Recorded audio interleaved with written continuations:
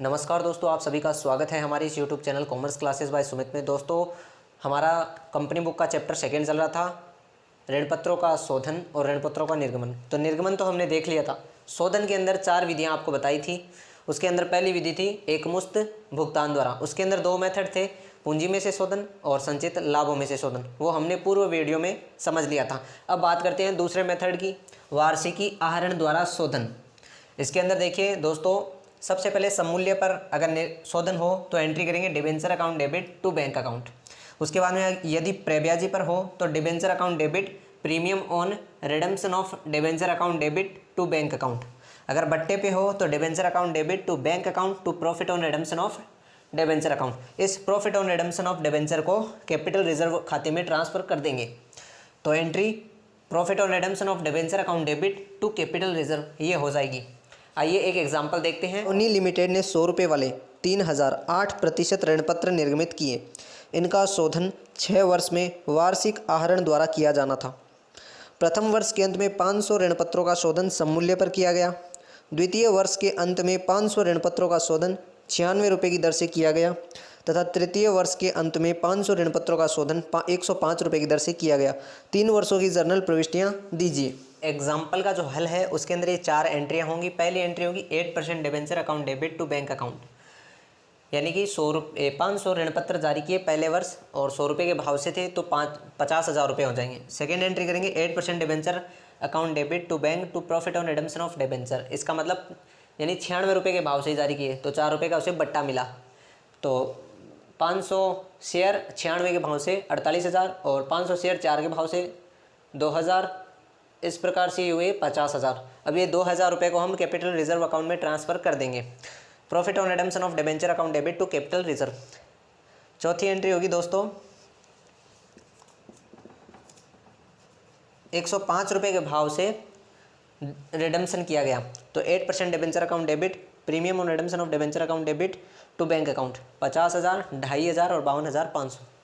तो इस प्रकार से दोस्तों ये 4 एंट्री होंगी। आइए अब बात करते हैं अगले मेथड के बारे में। तो अगला मेथड है ऋणपत्रों का खुले बाजार में क्रय करके शोधन। तो सबसे पहले रद्द करने हेतु क्रय करना, विनियोजन करने हेतु क्रय करना। तो सबसे पहले बात करते हैं रद्द करने हेतु क्रय करना, यानी ऋणपत्रों को खरीद कर उनको रद्द करना। तो सबसे पहले एंट्री करेंगे डिबेंचर अकाउंट डेबिट। ये रद्द करने हेतु एंट्री हम तब करेंगे जब बाजार में अंकित मूल्य से कम मूल्य पर ऋणपत्र हम क्रय करें। तो एंट्री करेंगे debenture account debit to bank to profit on redemption of debenture. अगर प्रॉफिट हो तो एंट्री करेंगे profit on redemption account debit to capital reserve. अगर हानि होगी तो P&L account debit to loss on redemption of debenture. ये 3 ही प्रविष्टियाँ होंगी रद्द करने हेतु। आइए अब बात करते हैं विनियोजन करने हेतु। दोस्तों, विनियोजन करने हेतु ये निम्न प्रविष्टियाँ होंगी। आइए समझ लेते हैं। सबसे पहले डिबेंचर को क्रय करने पर तो own debenture account debit to bank. अब इसे अगर बेच रहे हैं, बेचने से अगर लाभ हो रहा है तो एंट्री करेंगे bank account debit to own debenture to profit on resale of debenture. अगर हानि हो रही है तो bank account debit to loss on resale of debenture account debit to own debenture. दोस्तों, रद्द कर रहे हैं, रद्द करने पर अगर लाभ हो रहा है तो एंट्री करेंगे debenture account debit to own debenture to profit on cancellation of debenture account. अब इस प्रॉफिट को हम कैपिटल रिजर्व अकाउंट में ट्रांसफर कर देंगे। उसके बाद में अगर हानि हो रही है रद्द करने पर तो एंट्री करेंगे debenture account debit loss on cancellation of debenture account debit to own debenture. इस लॉस को हम प्रॉफिट एंड लॉस अकाउंट में ट्रांसफर कर देंगे। तो इस प्रकार से ये एंट्रियाँ होंगी। आइए अब एग्जाम्पल देखते हैं। जनवरी 2010 को एक्स लिमिटेड की पुस्तकों में 100 रुपये वाले 1012% ऋणपत्रों का शेष था। ऋणपत्रों पर अर्धवार्षिक क्रम से 30 जून 31 दिसंबर को ब्याज दिया था। 1 जुलाई 2010 को कंपनी ने 300 ऋणपत्रों को 93 रुपये प्रति ऋणपत्र की दर से क्रय कर रद्द कर दिया। कंपनी की पुस्तकों में क्रय करने की और रद्द करने की प्रविष्टि कीजिए। एग्जाम्पल के हल के अंदर 2 एंट्रियाँ होंगी। सबसे पहले क्रय करने की एंट्री की, क्योंकि उसने रद्द करके उसको खरीद कर उसको रद्द किया। तो सबसे पहले debenture account debit to bank to profit on redemption of debenture. 93 रुपये के हिसाब से उसने क्रय किया तो 93 से 300 शेयर को मल्टीप्लाई किया तो 27,900 आए।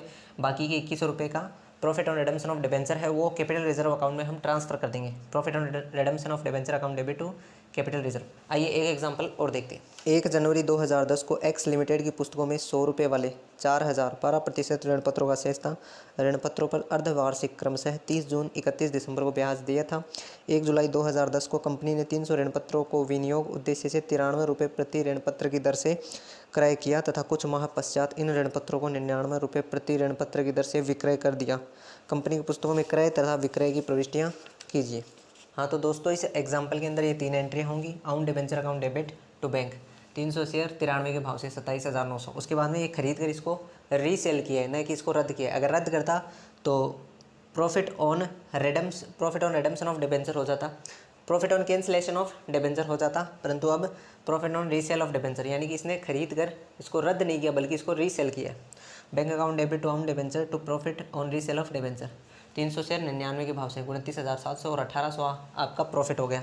वो प्रॉफिट आपने रिजर्व में ट्रांसफ़र कर दिया। तो दोस्तों अब बात करते हैं लास्ट मेथड की, परिवर्तन द्वारा शोधन पर। दोस्तों लास्ट पॉइंट है, लास्ट विधि है शोधन की, परिवर्तन द्वारा शोधन। इसके अंदर सबसे पहले डिबेंचर को हम डिबेंचर होल्डर के खाते में ट्रांसफ़र करेंगे, debenture account debit to debenture holder account. उसके बाद में अगर समूल्य पर आप शोधन करो तो एंट्री करोगे debenture holder account debit to bank या शेयर कैपिटल या न्यू डिबेंचर। प्रीमियम पर करोगे तो debenture holder account debit to security premium to share capital या टू न्यू डिबेंचर। अगर बट्टे पे करोगे तो debenture holder account debit discount on issue of shares account debit discount on issue of debenture account debit to share capital या new debenture.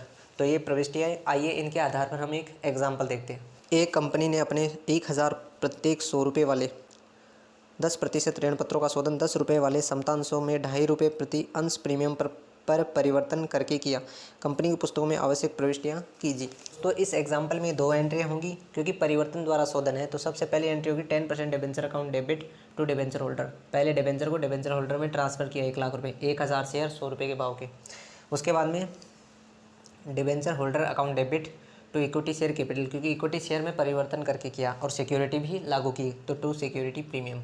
अब 1,80,000 और 20,000। अब ये 80,000 इक्विटी शेयर में कैसे आए? 1 लाख शेयर थे, 2.5 रुपये प्रीमियम पर किए तो 10 रुपये तो वो और 2.5 रुपये उसमें जुड़ गए तो 12.5। 1 लाख में 12.5 का डिवाइड किया तो 8,000 शेयर आ गए। तो 8,000 को 10 से मल्टीप्लाई किया 80,000 बचे 2,000, 2,000 को 10 से मल्टीप्लाई किया 20,000।